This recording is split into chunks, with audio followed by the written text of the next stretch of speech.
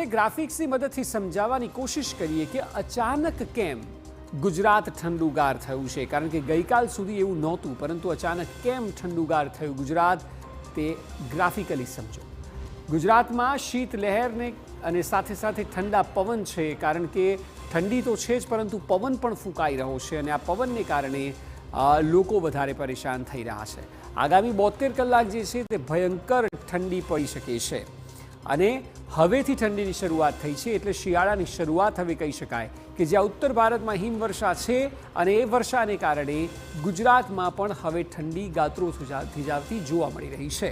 આખું ગુજરાત એટલે માત્ર એક ઝોન કે એક પટ્ટો નહીં, પરંતુ સમગ્ર ગુજરાતમાં સાર્વત્રિક ઠંડી જોવા મળી રહી છે। હિમાચલ પ્રદેશમાં 6 ઇંચ જેટલી હિમવર્ષા વરસી અને જેટલા પણ પ્રવાસીઓ હતા એ તમામે આનંદ લીધો, કારણ કે આ હિમવર્ષા જોવા જ તો લોકો અત્યારે ત્યાં જતા હોય છે।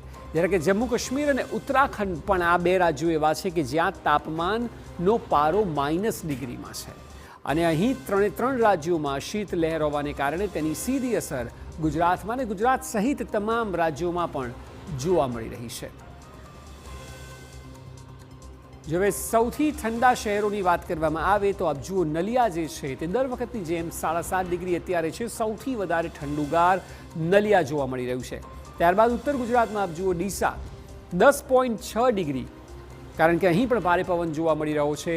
ત્યારબાદ મધ્ય ગુજરાતની વાત કરવામાં આવે તો વડોદરામાં જુઓ 11 ડિગ્રી છે, 11 ડિગ્રી પણ અત્યારે શીત લહેર સાથેની ઠંડી જોવા મળી રહી છે। રાજકોટમાં પણ આપ જુઓ 11.8 ડિગ્રી, કેશોદમાં 11.6 ડિગ્રી જેટલું તાપમાન હાલ જોવા મળી રહ્યું છે, તો રાજ્યની રાજધાની એટલે કે કેપિટલ ગાંધીનગરમાં 12.4 ડિગ્રી જેટલું તાપમાન છે। અમદાવાદ શહેરમાં 13.9 ડિગ્રી છે। આ આંકડાઓ શું સાબિત કરે છે? આંકડાઓ એ કહેવા માગે છે કે હવે તમામ ઝોન આપ જુઓ, સૌરાષ્ટ્રથી લઈને ઉત્તર ગુજરાતથી મધ્ય ગુજરાત, જો કે દક્ષિણમાં હજુ એટલી નથી, પરંતુ આ 3 પટ્ટામાં આપ જોશો તો સાર્વત્રિક ઠંડી પડી રહી છે, એટલે હવે ઠંડીની શરૂઆત મોડી પણ થઈ ગઈ છે।